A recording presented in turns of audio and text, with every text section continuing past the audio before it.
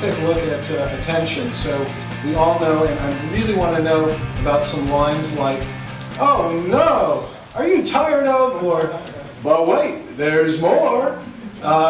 You know, are those lines hackneyed? Are they just like, okay, we've had enough of those?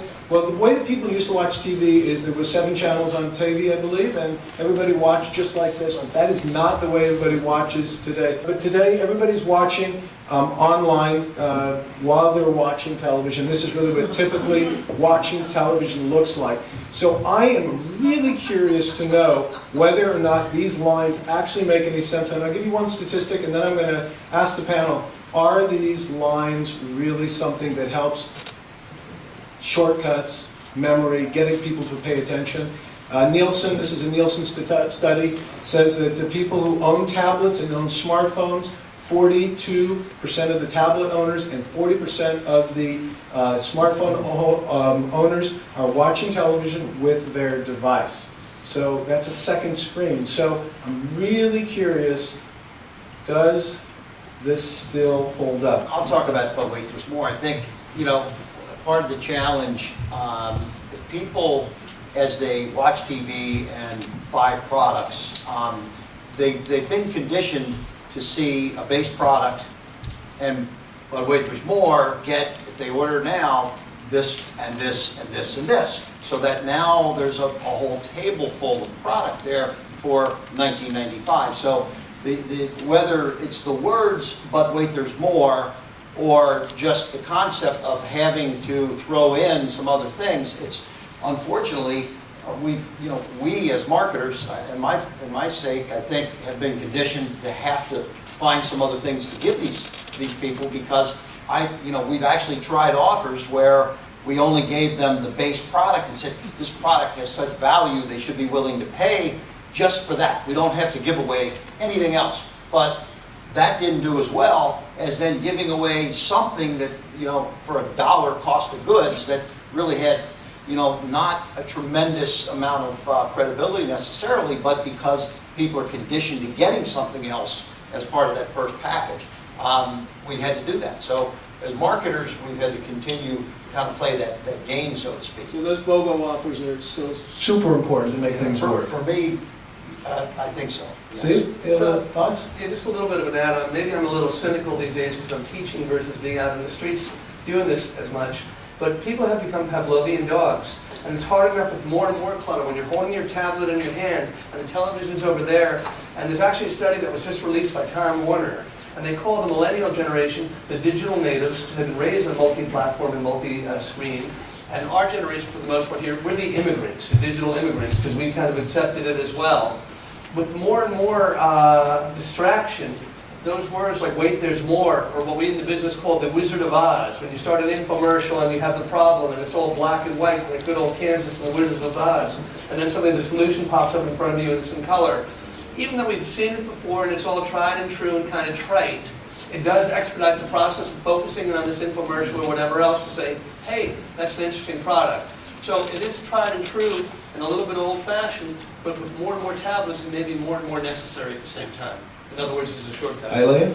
Scott, doesn't that swing back to what Ron was saying? It creates a file in the brain so that when you're then laying out the upsells, it's being consumed as opposed to falling on the floor. So, Ron?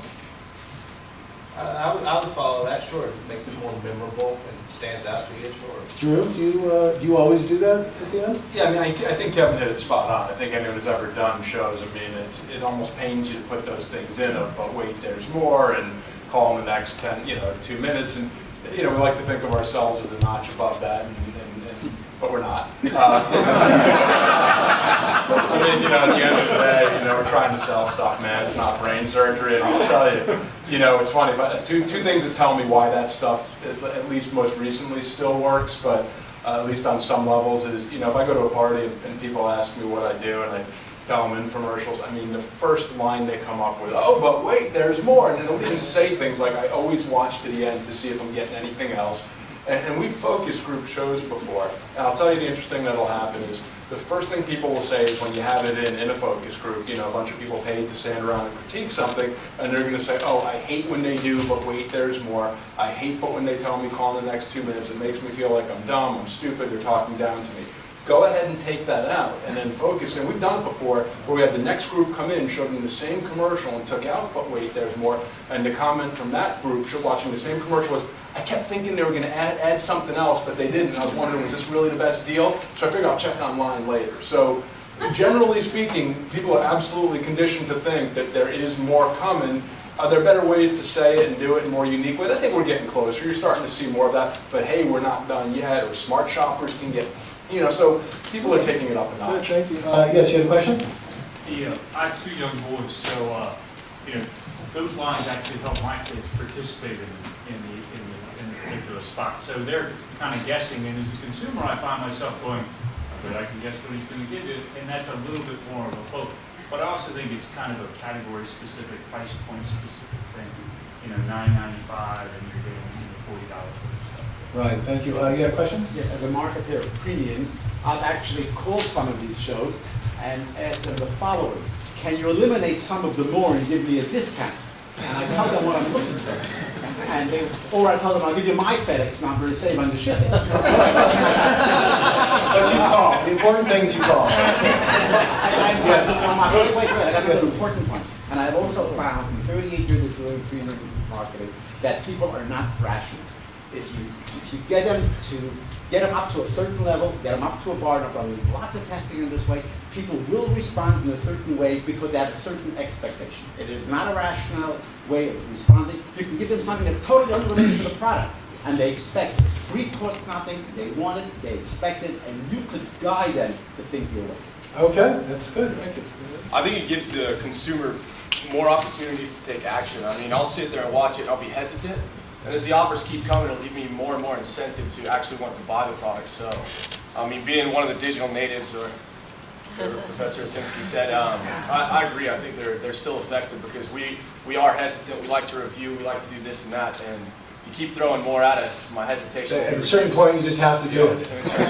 You'd be really stupid if you didn't do it. So we're going to, somebody, yes, go ahead. Sorry, just really quick. I think also another thing that Professor Osinski kind of hit on with us in our class is that it really depends on like how interchangeable the products are and if they actually can relate with one another, you know, because if you're offering someone like a Snuggie or something like that, and then they say, oh, here's a little book light, you know, if you're on the couch reading in your Snuggie, you know, that's a good fit for a product. But if you're advertising for, you know, like a hanger or something like that, and then they give you a light for your closet, it's kind of, you know, you think, oh, I need a light for my closet, you know. Got it. So they got to be together.